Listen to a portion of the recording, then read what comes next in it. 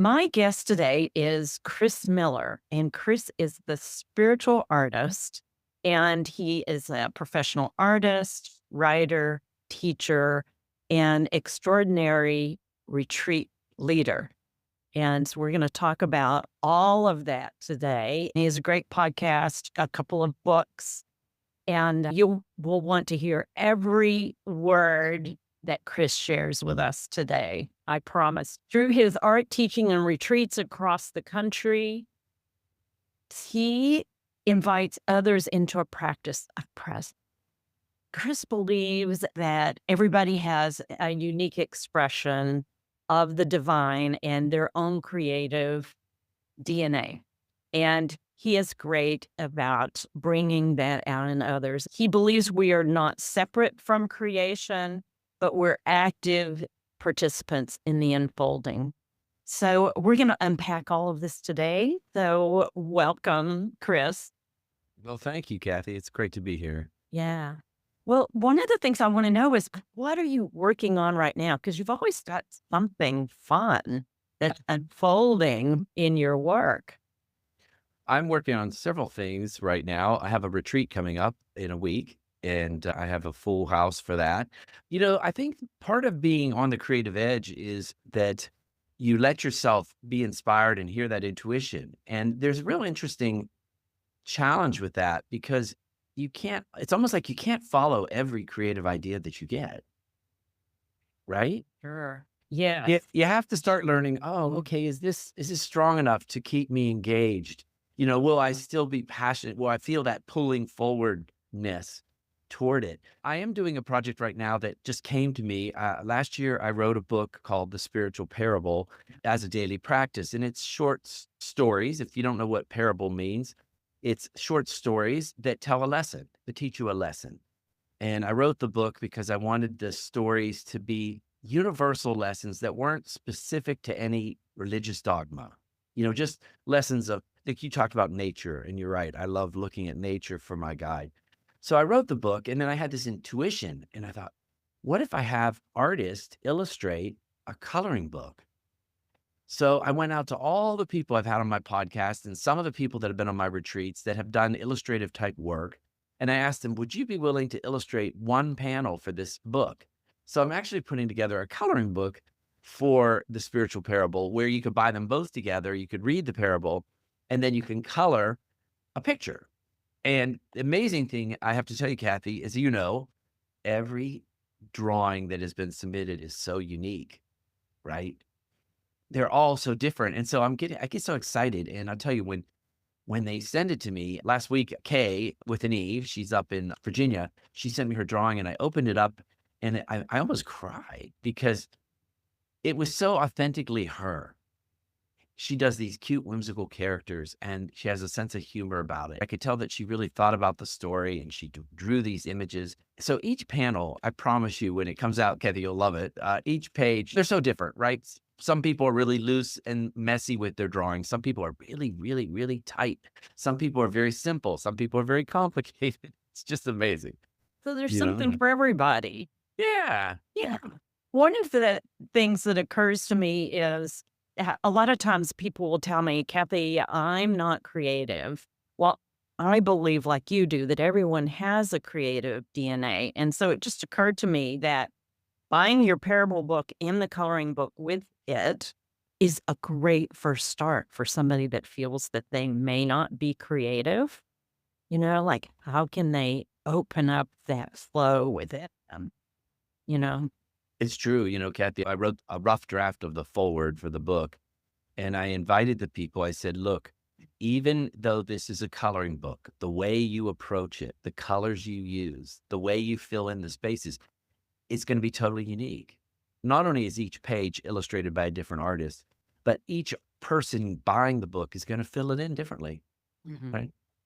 You know, Yeah. it is beautiful. I think in one of my recent podcasts, I talked to a guy in Australia and we Oh, yeah, talked about Jason. Yeah. Jason. I Yeah. listened to it yesterday. Yeah. It's a great interview. And Uh-huh. and I said to him, I believe, and what do you think? I think we are born in with a certain creative DNA. I think we come into this life with certain preferences.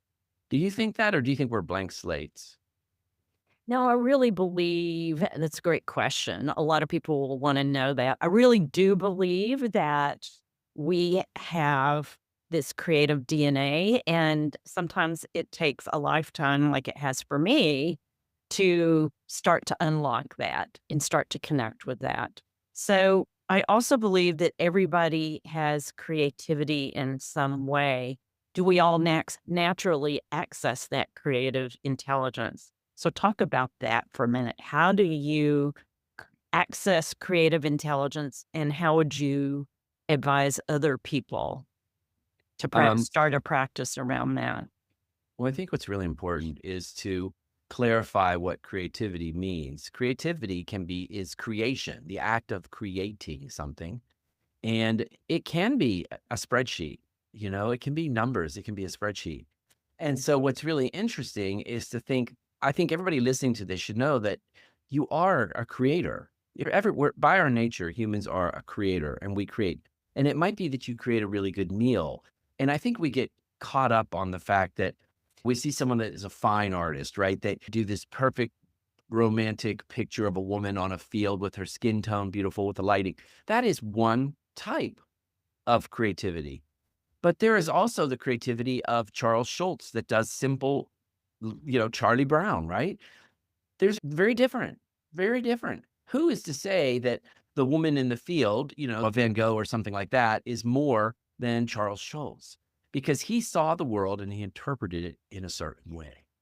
Yeah, he So, brought psychology in, right, to yeah, help as well. insecurity, like so much of Mhm. his characters, right? It's about insecurity and anxiousness, and we can all relate to that, right? As children. So I think what I like to tell people is I've really worked on this. I have a new bracelet that I hand out at my retreat, and Okay. it's I've added words to it. Before when you came, it was just listen, but now it's align, listen, and then create.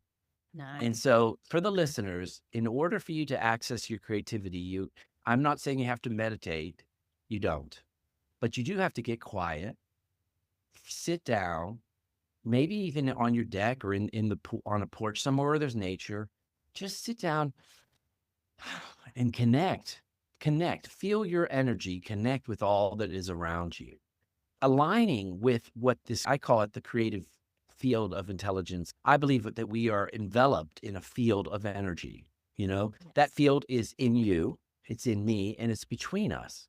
Mhm. And so you have to, in order to receive the guidance or impulse from that field, you have to align with it first.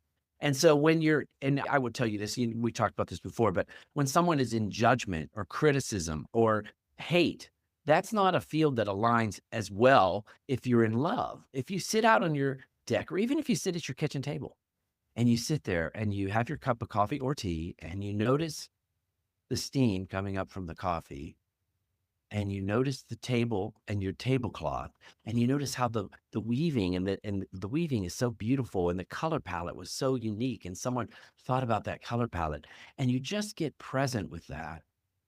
That's how you align. Mhm. You just appreciation. We always talk about gratitude, and appreciation brings us into alignment with spirit, with the creative field of intelligence. And then when you're there, not always, because it's not an always thing. Sometimes the creativity is that you're just in that moment of presence. But oftentimes that little impulse, I should write a coloring book. You know what I mean? Like that, it just pops in your head. I should do a coloring book, or I should call Aunt Edith, or I should call my sister. Those are all creative impulses, right? Just listen. Uh-huh. Yeah, it's interesting, too, because the more we're quiet, the more we're available. And so all this rushing around, rushing around, rushing around, and all the paying attention to the outside world just takes us away from our connection with each other, our connection with this field that unites us. Some of my guidance recently has been just be in this neutral space. And so it won't flow unless I'm quiet. Do you find that true in your spiritual art practice as well, then? Definitely. I think we like to think creativity happens in the physicality of making it. But actually, creativity happens in the consciousness that occurs before you make it. So if you can sit down and just rest and relax, put that, you have that intent, just let yourself be present. It will come. That intent will come. The field will say, oh, what if you do this whole series based on a color? What if every painting in my show has turquoise in it? Or whatever inspires you. Or what if I take these oracle cards and I start taking the message from the oracle card and I put it in each and every piece that I have? Yeah, you're spot on because I'm going to do a whole series around mindful moments and helping people have that presence. I'm excited about it. But then again, it's like you said, slowing down and opening up to that, which leads to my next question. And I picked it up from something you and Jason were talking about is this notion of how do we separate our mind, our imagination, our intuition. Our intuition is really what I call our connection to source. How do you discern that? Okay, well, put things in your own language, and I encourage your listeners to start creating your own language about life. What do you want to call this energy, all that. Um, the mind for me is the little self that it's a tool. It's a tool. It can help you add up numbers. It can help you figure out how to build something. It's a tool. But I believe that the creative process occurs before that tool. I believe it occurs almost in your heart space. It's in your body. And I believe there's an intelligence to your body and your heart and your consciousness, and it will receive creative impulses. So intuition is very different for me than a thought. A thought is oftentimes negative. A thought can be, oh, what, like I was talking to you earlier. Oh, I threw my back out. How, is this going to go away? How long is it going to last? Blah, blah, blah, blah. Right. But intuition. So here's a good thing that I had a spiritual leader tell me once. Intuition always leads you toward love. And a thought can always be is often wrapped in judgment, criticism, worry, or fear. Which leads to separation, Leads to right? separation. Now, there's a place, I'm sure someone's listening going, yeah, well, I need my head. You do need your mind. You do need your mind, but you need to put your mind in its place. Your mind is not the leader. You are your higher self, your consciousness, your awareness of creativity. You're just being conscious to the field. When you sit down and you sit there and you appreciate and you show gratitude, you're aligning with love, with the field. And then something will come to you. And then your mind will tell you often how to do it.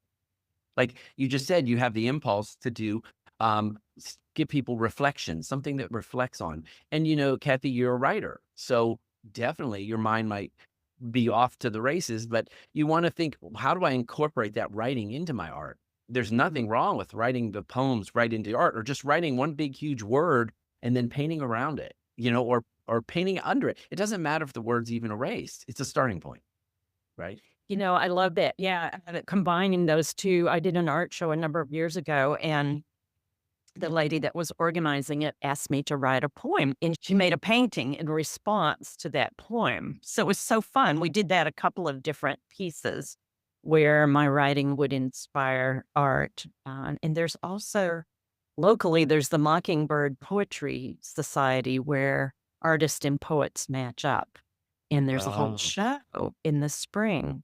So that's really fun. I love that. I never heard And of that, Kathy. yeah, it's called a Mockingbird Poetry Society. How cool. I love Isn't that. it? Yeah, love You have it. to send me the information on that. Let me know that because I had Yeah. not been part of that. I just always look at it and go, how fun that must be. But what's Uh, funny, Kathy? That's what I did with this coloring book. And I have to tell you, I'm letting the artists do their own thing, right? And it's always a surprise because I wrote the story, but what they see, what they feel, what they intuit from it is it's their own. And so sometimes I'll get the drawing and I'll be like, I didn't picture that at all. But I feel them. I feel the sense of what resonated with them in that drawing. And you're right. We always make it our own. We will make it our own. I think we talked about that on the retreat. How we see when we did the blackout poetry. love that. Yeah. We see the world as who we are.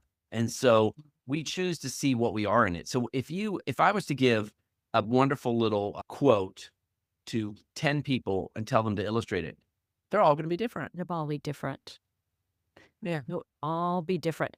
One of the things that I believe about creativity, whether it's a book you read or a piece of art you see, is that if it creates conversation, if it sparks people's emotions, then that's really powerful. Right. Because I feel like that's our role as artists is how do we move people? How do we get them into emotion? How do we get them to even think critically? I think I would tell your listeners, you don't have to focus on how to make your art emotional. You have to focus on being emotional, being conscious when you make the art. Yes. So if you are conscious, if you are aligned, it will be. It can't help but be. It will be creative, it will be unique, it will show a reflection of you. You don't have to try to show a reflection of you. You just have to let yourself make authentic marks, like mark, and just see what comes out of it. And Wow. let Mhm. flow. And Yeah. it's just like, I did want to talk about this because you said you have a lot of writers, and I love to talk. I love the fact that I am an artist, but I also write. Yes. And I've written for lots of magazines. I've written these books. I was an English major, Kathy. I don't know if you know this. I was a Oh, I didn't know that. I was a journalism major, and I do think Sure. it serves you well, right? Yes. Um, I loved writing a book, and what I found for your listeners that are writers is I would just write. I would sit down and just say, I'm writing for the first hour every day. When I was aligned, you align first, and then you just almost free thought. In time, that free thought will start. There is a self-organizing principle to the field, and it will start organizing for you. And when I wrote my first book, I remember I kept trying to tell it, well, what's chapter 1? What is chapter 2? What is chapter 3? Because it's a book on being creative. And I thought, stop, just write a chapter, write a chapter, write a chapter. And I even have this wonderful picture of my room where I have an index card on the wall for every chapter. Randomly, I didn't know I didn't know which was going to come first, which was going to come last. It only at the end, that self-organizing principle of life, suddenly you go, oh, you just feel it. You feel it in your heart. This is chapter 1. This is chapter 2. This is chapter 3. And the same thing with my spiritual parable. I just wrote each chapter unto itself. Now, I want to tell you, Kathy, when I was in journalism class, that is not how they told us to write. No, there's a definite process. Oh, I yes. started in journalism as well.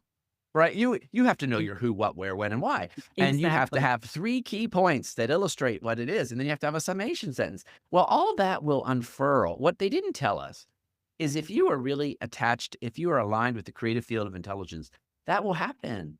That will happen naturally. So I'm working on my 3rd book right now. And it's using, it's called The Kite Keeper. And right now I'm at that stage, Kathy. I'm just letting the chapters unfurl. I don't know where they're going to go. I don't know which is going to be chapter 1. I don't know which will be chapter 7. Right now, it's just a chapter about this point, a chapter about this point, chapter about this point.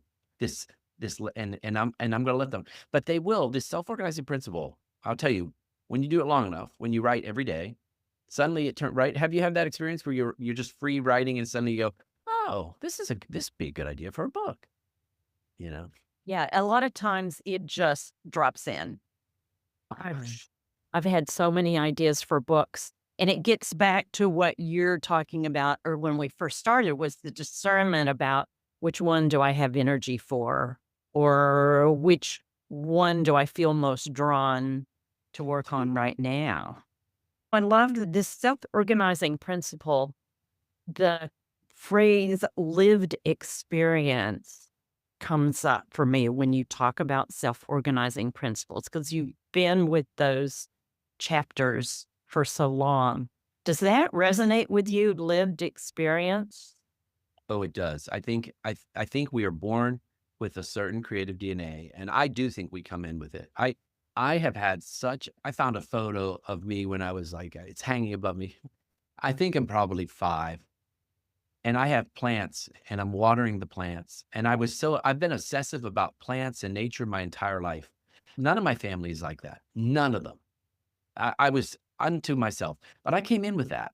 So what happens is you come into life with certain DNA of preferences, and then life, lived principle, lived experience does, whether it's rejection or hurt or physicality, maybe you have a physical limitation, all those things affect you. You go, maybe depending on the church you attend, depending on the country you live in, depending on your sex, right? They all affect how you look at the world.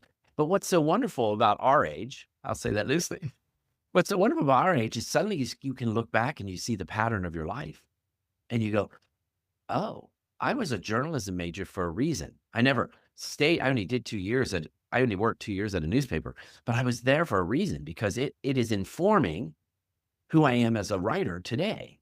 And, oh, I like plants for a reason because it informs me as how we can be more creative if we listen to nature. How does nature create? What does nature honor? Nature honors diversity. Nature honors difference.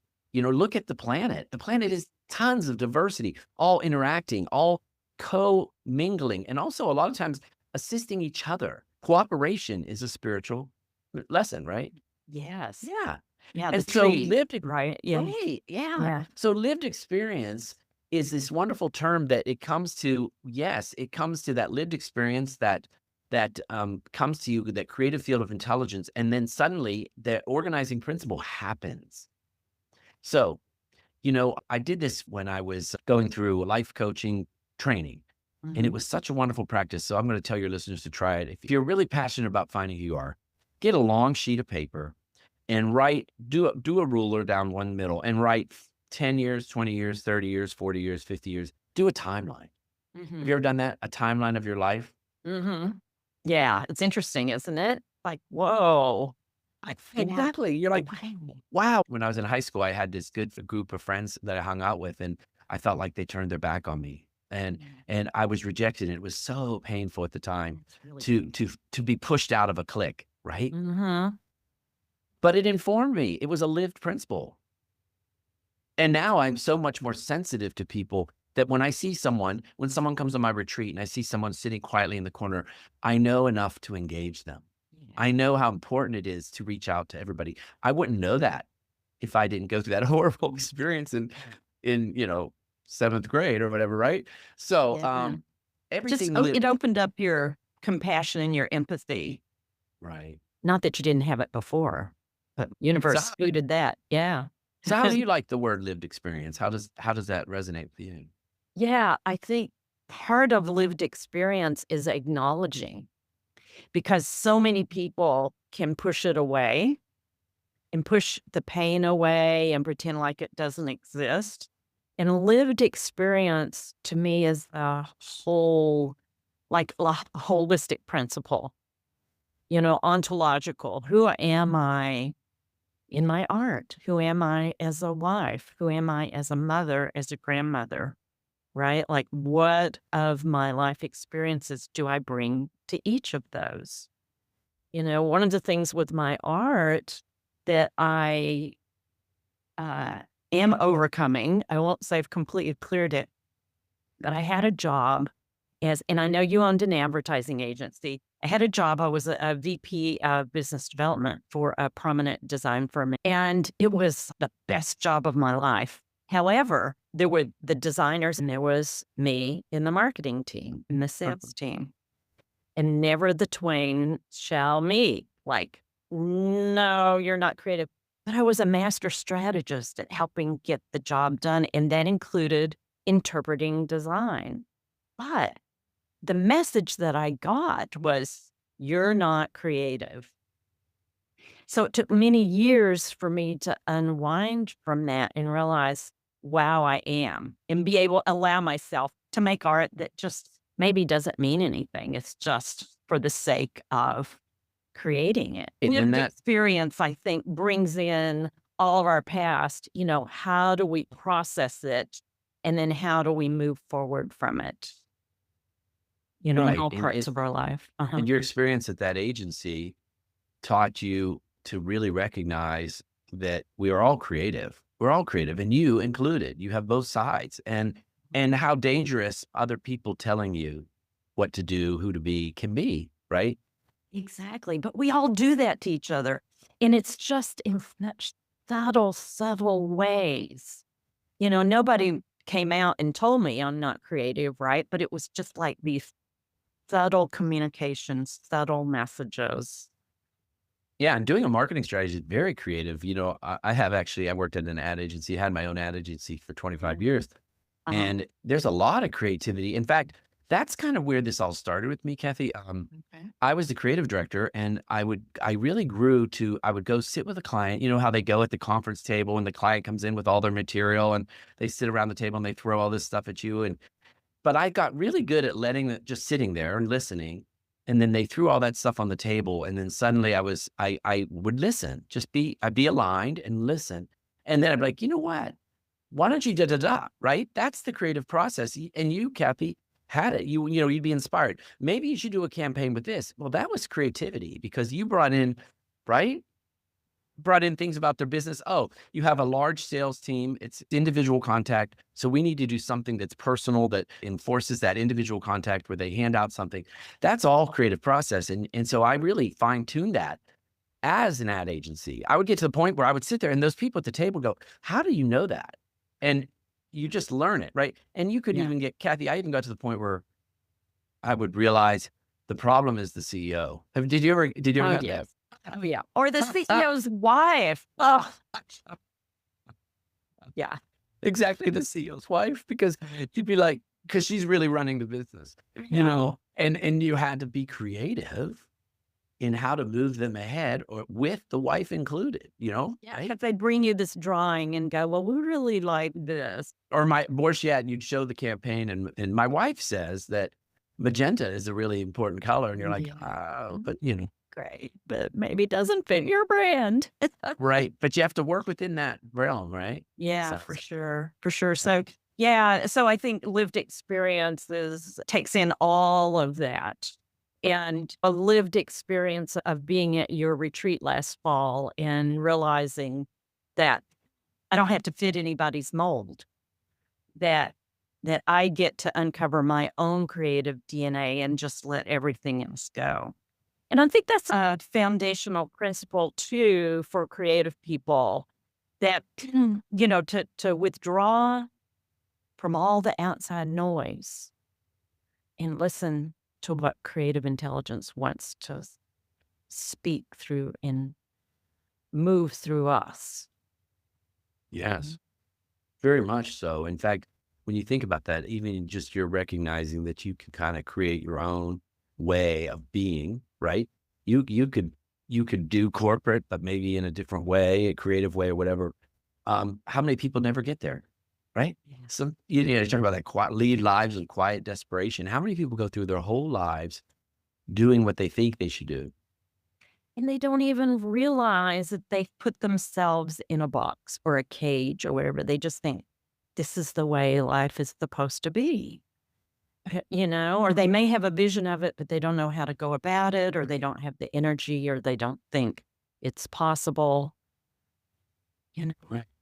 That's what's so great about the lived experience. If you really listen to it, and at this stage, your second half of your life, where you can actually go, you know what? I did that. I did the journalism major. I went to college. I did what I thought I was supposed to do. I had an ad agency, blah, blah, blah. Now what do I want to be? Right. And everybody has that. And there is no rule, right? And the people that really are innovative are the ones that mix it up. They mix parts of all those aspects and come up with something fresh that nobody ever thought of before, you know? Yeah. Yes, exactly. That's creative. This phrase that floats around that says there are no new ideas, like everything's already been done. What do you think about that? Because you were just talking about putting all this stuff together and then an idea sparks.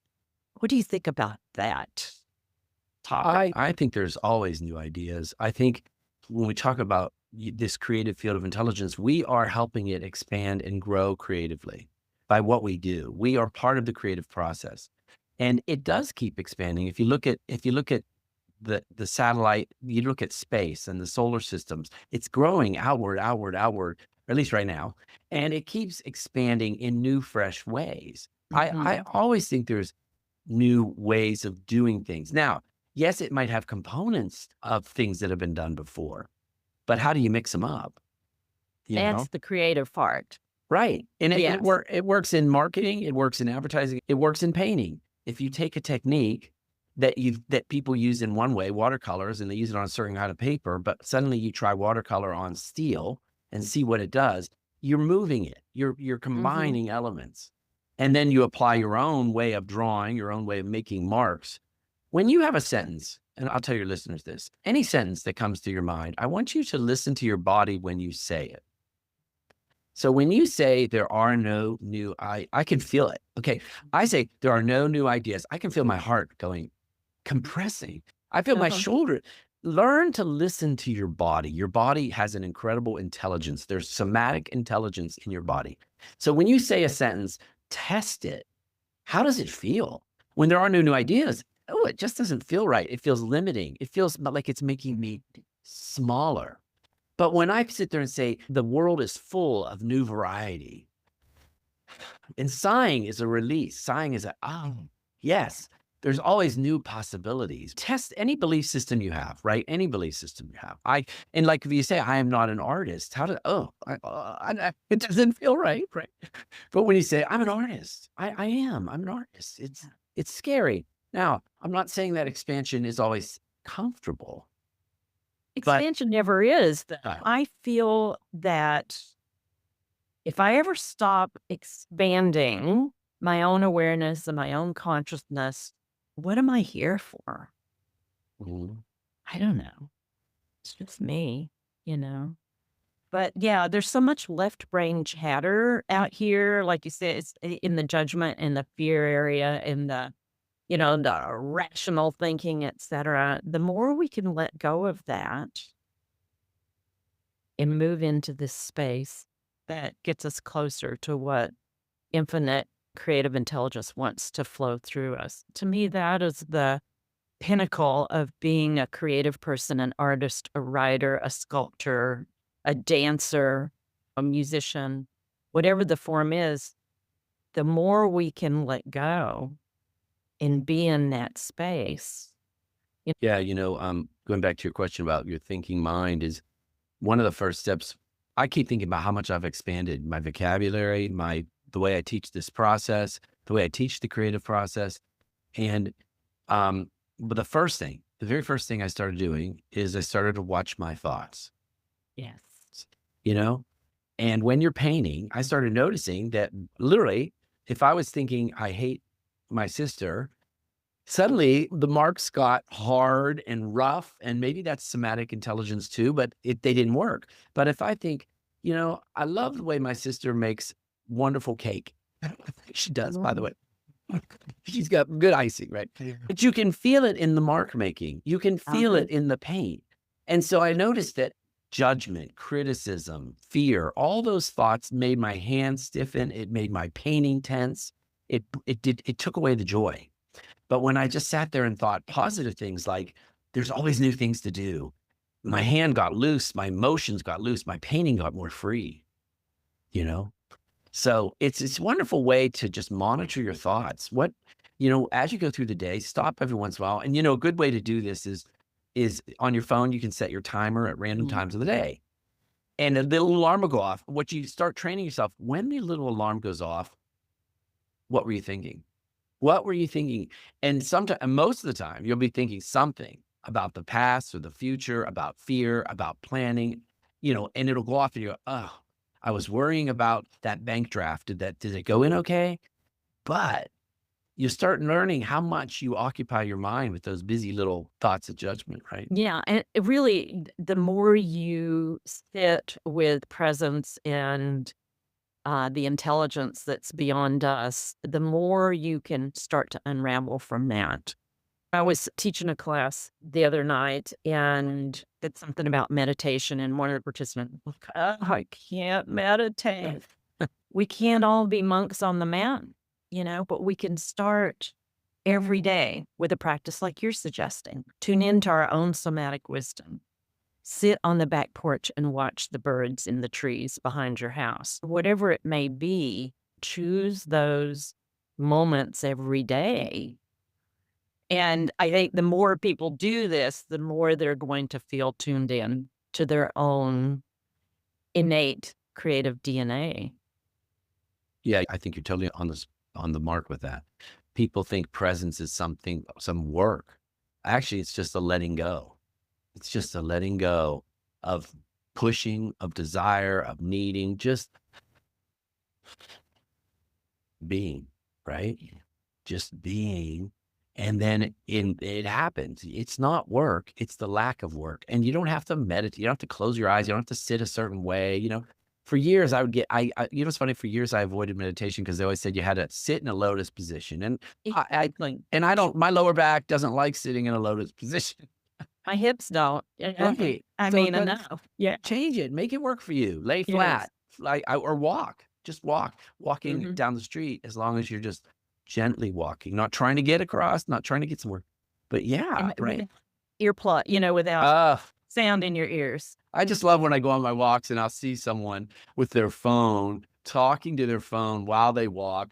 They're looking at the phone. They're not even looking at this gorgeous planet that we are on. I Even in a city, even in like the worst street of a city, there's beauty in that street, right? Just the rust on the buildings, the dripping of the mold, the doves in it's beautiful, right? Yeah. And that's a choice to look at it that way, Yeah. to be mindful in that moment, to notice what you've never noticed before. I love that. That's beautiful.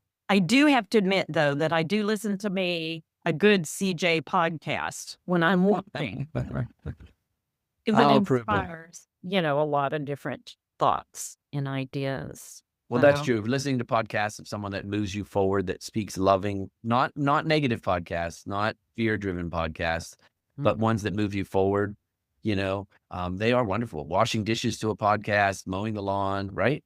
Yeah. yeah, exactly.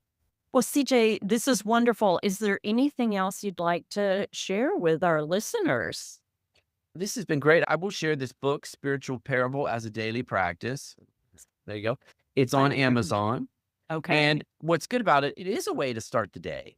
It's 40 short stories. And when I say short, 2 pages, 2 pages. You read a little story and you sit with it. You just sit with it. You don't judge it, analyze it, just right. But that's one way. And there's many ways to practice that presence and that mindfulness. And there will be a coloring book coming out probably by the fall. I need a couple more drawings and about 8 more drawings and I'll be finished. So Fantastic. but it's been You know, great, Kathy. Yeah, it's been great. Thank you so much. And can't wait to see you again at an art show or be able to get to another one of your retreats. And I'll watch for the coloring book. All right. All right. Thanks. Thanks so much, CJ.